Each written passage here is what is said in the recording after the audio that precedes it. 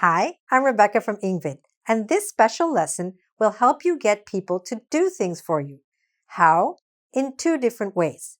By teaching you the language that you need to make requests and the psychology that you need to make requests. Because the language will show you how to make a polite request, and the psychology will teach you how to make an effective request. In fact, if you keep listening, in the middle of this lesson, I'm going to share with you some research that was done by psychologists that show you one secret word, one key word, and technique that will help people to say yes to you when you ask them for something. Okay? So keep watching and listening.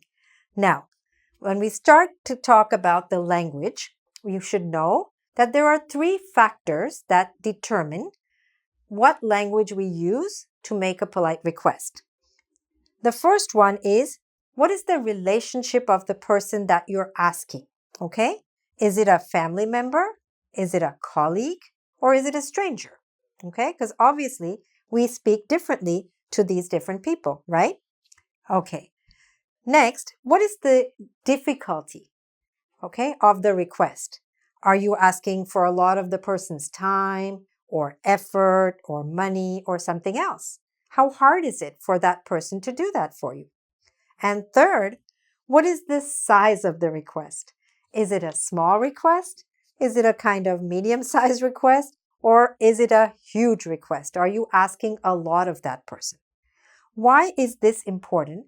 Because the size of the request will determine also the language that you use. And that's what we're going to look at next. Okay, so let's start with a small request. Can I go now? Medium request. Do you think I could leave now? Big request. I was wondering if it would be possible for me to leave early.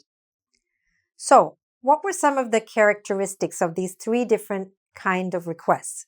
Okay, the small one was a little bit more direct, informal, and short.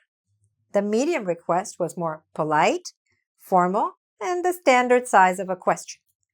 And the bigger request was very polite, very formal, and also very long. So what that means is that when you want to ask something more serious, you need to say more words. You need to make it longer, okay? And I'll show you some of the expressions that you use in order to do that. Let's take another example. Small request. Got $5? Medium request. Could you please lend me $25? Big request. I hope you don't mind my asking, but could I please borrow $250? Okay? So we went from 5 to 25 to 250. Became a little more serious. And because it was more serious here, the sentence, the question was much longer. What kind of expressions did we use? I was wondering if it would be possible. I hope you don't mind my asking, but you see how we have so many words before we actually get to the main part? But here, we have very few words before we get to the main part, right? Because it's more informal, and this is more formal. And this is somewhere in between, so we had just a few extra words. Do you think I could? Could you please? Right? So these are the key phrases which you will find in the resource. I'll tell you later where you can download this resource, which has these expressions. But now I'm going to tell you what I told you I was going to tell you, which is what is that key that the psychologists found through their research that will help you to be more successful when you make a request? Well, it was this. When you ask somebody for something, if you tell them why, if you give them the reason, or if you use the word because to give them the reason, it will help you to get a more positive reply. So, let's try that now and see how you feel when I ask you these questions, this time using either the word because or giving you a reason, okay? Can I go now because I have to pick up my kids? Okay? So it's a little bit different when I tell you that I need to go because I have to pick up my kids, right? So that reason that I gave you might help you to decide that, yes, it's okay for me to go, okay? Got $5 because I need to buy lunch, okay? All right. Do you think I could leave now because I have another meeting? Could you please lend me $25 because I have a job interview tomorrow and I need a haircut? Okay. I was wondering if it would be possible for me to leave early. I have a flight to catch this evening.